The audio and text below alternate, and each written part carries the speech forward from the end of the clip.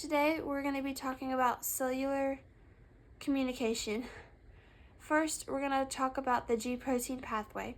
The G protein pathway has a G protein linked receptor, which every organism needs in order to carry out a response in the cell. It also has a G protein and an enzyme. First, the ligand or signal molecule will bind to the G protein link receptor, activating it and also changing its shape. This process is called reception. Next, the currently inactive G protein will bind to the G protein linked receptor. The G protein serves as an on and off switch and also as a relay protein to carry a message through the cell to its proper location. The G protein needs to be active, so in order to make the G protein active, we need to go through a process called phosphorylation, which means that GDP will turn into GTP. This has now activated the G protein, and this process is called transduction. Transduction helps the cell translate the signal that the ligand is sending into something that the cell can understand in order to carry out a response. Next, through diffusion, the G protein diffuses through the membrane until it binds to the enzyme.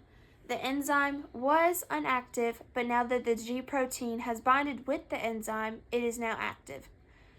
This is called response. It is called response because the G protein is now telling the enzyme what the translated message was in order for the enzyme to carry out a response in the cell.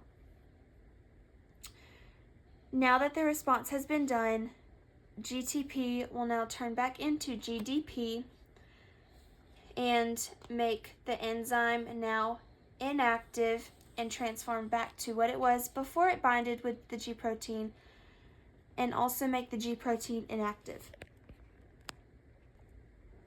Now we will talk about the tyrosine kinase pathway. The tyrosine kinase pathway is involved with growth and emergency repair. This is to try and avoid and stop tissue death within the cell. The tyrosine kinase proteins, these right here, are considered a monomer or one unit. They each have their own extracellular ligand binding site, which the ligands can bind to, and they also contain multiple tyrosine on the cytoplasm side of the cell. When the ligands bind to the monomers are now attracted to each other. This causes the tyrosine side of the monomers to become active. When the tyrosine side of the monomers become active, this attracts the phosphate from the 6-ATP to bind with the tyrosine. Since the phosphate was taken from the 6-ATP molecules, the 6-ATP molecules now turn into 6-ADP. Now that the tyrosine phosphate sites are active, it attracts a protein that will bind to one of the tyrosine phosphate sites. The protein binding to one of the tyrosine phosphate sites attracts another protein in behind it that will bind to another tyrosine phosphate site. This results in cellular response. Next, we will talk about ion channel receptors. Ion channel receptors can also be referred to as ligand-gated ion channels. This acts as a gate to let the charged sodium ions enter the cell through active transport. First, the ligand will bind to the active site of the receptor protein. This causes the gates to open and the charged sodium ions to enter the cell through active transport. Now that all the sodium ions have gone through the receptor protein, the ligand can now unattach itself and no longer bind to the receptor protein. This causes the figurative gates to close and allow nothing else to enter the cell. Next, we'll talk about intracellular receptors. The intracellular receptors are primarily for receiving steroids and hormones, which can enter the cell by simple diffusion through the phospholipid bilayer. First, the steroid will diffuse through the phospholipid bilayer to bind with the receptor protein. The once unactivated receptor protein now becomes activated because the steroid binded with the receptor protein. The now activated receptor protein can now enter the nucleus to make mRNA or messenger RNA. This is called transcription factors. Now that the mRNA is made, it can exit the nucleus and go into the cytoplasm. This lets the mRNA now be translated into a protein that the cell needs at the time. Next, we will talk about secondary messengers. Secondary messengers are relay and ion-based molecules that can move freely within the cytoplasm of a cell. First, we will talk about cyclic AMP, also known as CAMP. CAMP is made from adenylene cyclase that comes from ATP. CAMP is also an enzyme that is embedded in the phospholipid bilayer. Like in the G protein pathway, the ligand will bind to the active site of the G protein receptor, now activating the G protein receptor. Now, the G protein will bind to the G protein receptor, although it is inactive.